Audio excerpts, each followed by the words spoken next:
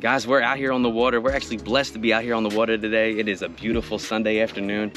And if you're, been watching videos on crappie fishing and you want to kind of get into crappie fishing and you're not really sure where to start, well, this video right here is for you. It's a beginner's guide video.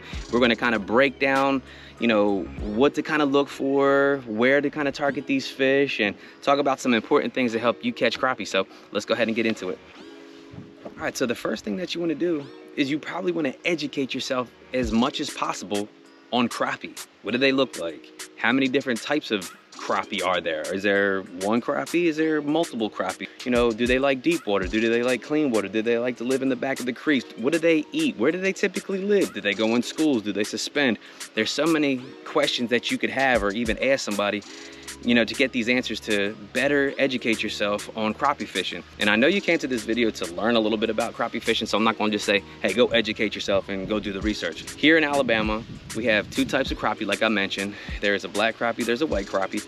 Typically, the black crappie like to stay out a little bit deeper. Your white crappie like to be a little bit more shallow. They range from, I don't know, 1/4 pound to 3 or 4 pounds. I've caught one here, which was, I think, maybe last year around the same time. That was a 3-1, and that's actually what sparked my crappie fishing. Now let's get into what these crappie eat.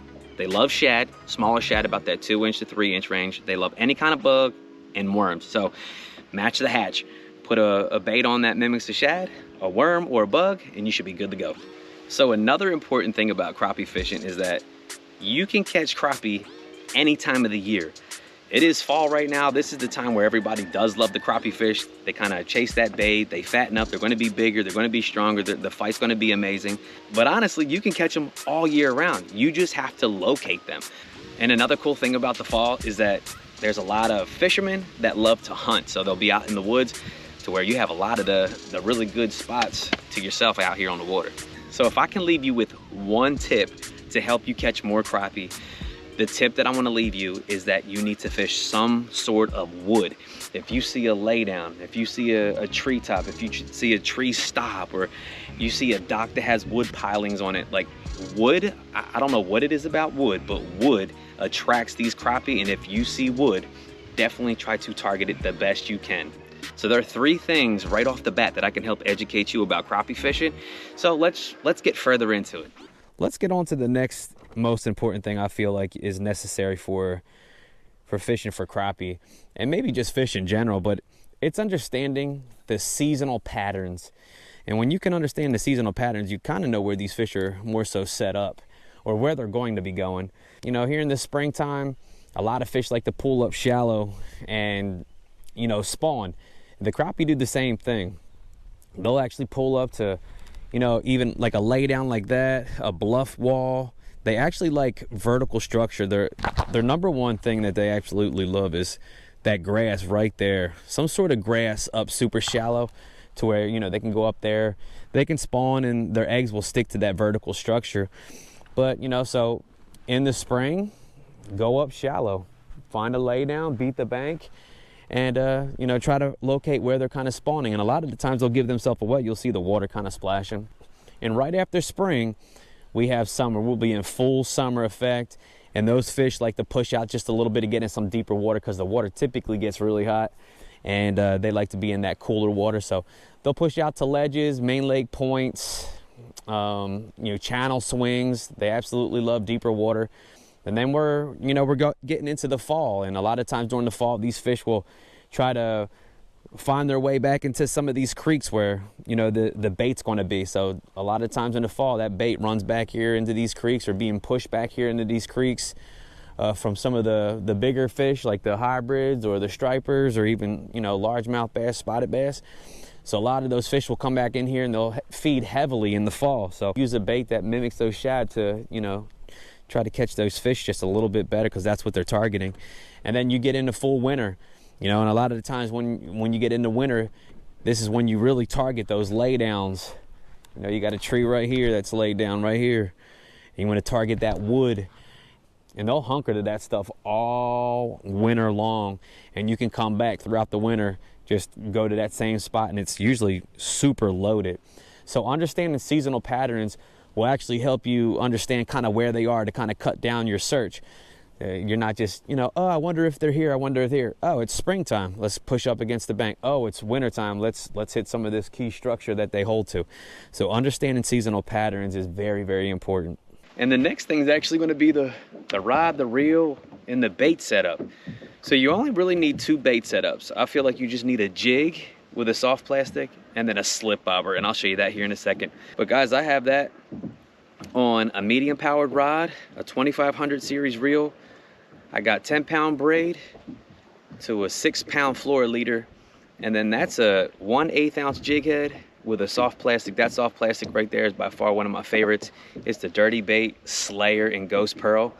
And actually, this is not Ghost Pearl. This is actually like gold dust, I think it is. And it's kind of got like a greenish, goldish color to kind of match that jig head right there. And I'm going to put everything in the description so you guys can check it all out. If you're, like I said, this is a beginner video. And if you don't want to go out there and spend tons of money, go to your local tackle shop and just look for the crappie stuff. They usually have a rod and reel setup. A lot of the times what I do too is I check the flex on it. I actually like a stronger flex. A lot of your little panfish rods, the rods are super flimsy, and I feel like I can't really get a really good cast with that. So this setup right here is for bass fishing, and it works perfect for me. I just have that light line, and it allows me to throw these light jig heads. But that's all I use. So one rod that you need to have is or one setup that you need is one with just a crappie jig that you can throw and you can work back. If you get over top of fish, you can actually jig them. But the other one, what I'm talking about, is a slip cork. So this cork right here will actually slide up and down depending on where you kind of set it. And it's got a little split shot on it, and it's got a small little soft plastic on it. Now you can actually put a hook on here and put minnows on there. So this setup right here, it's even good for bank fishing. So this setup right here, you can adjust it like I said, and if you throw out and you're getting hung up, you can actually shorten the length that bait drops.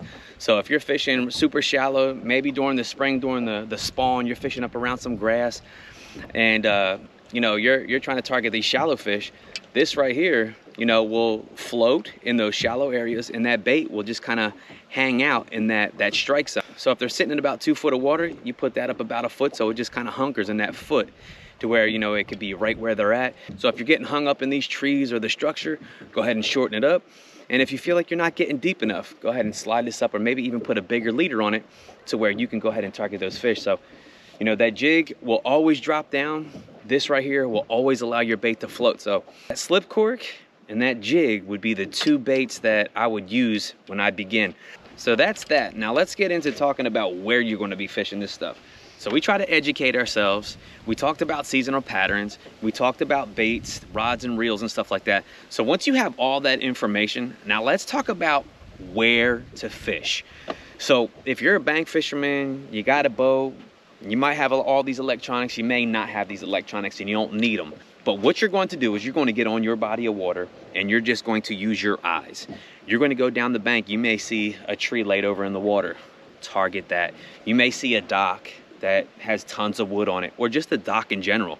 You're going to go ahead and target those docks. You might see a tree stub. You might see a brush pile. And every once in a while on your body of water, you may see a buoy, and it says a fish habitat. You target those areas.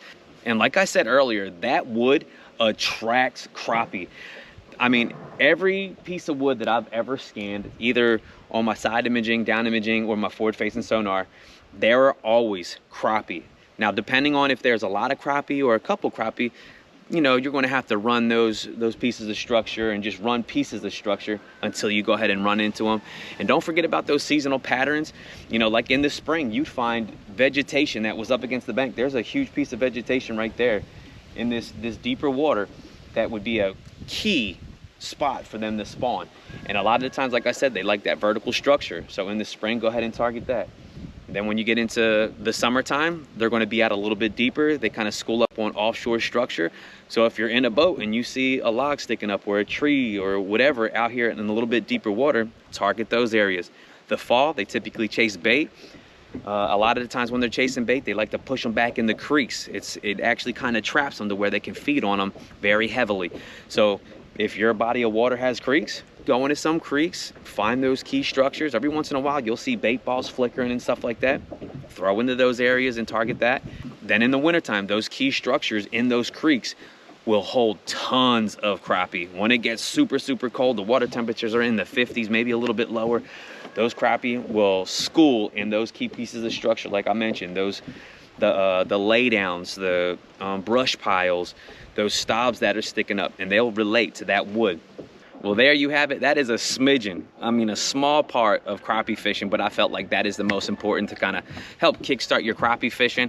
Guys, if you have a crappie fishing tip, leave it down below. If you enjoyed this video or you feel like it's going to help you out, give it a thumbs up. If you want to see upcoming videos, go ahead and subscribe to the channel. Continue to follow Bassn, buddy, and I will see you next time. Peace.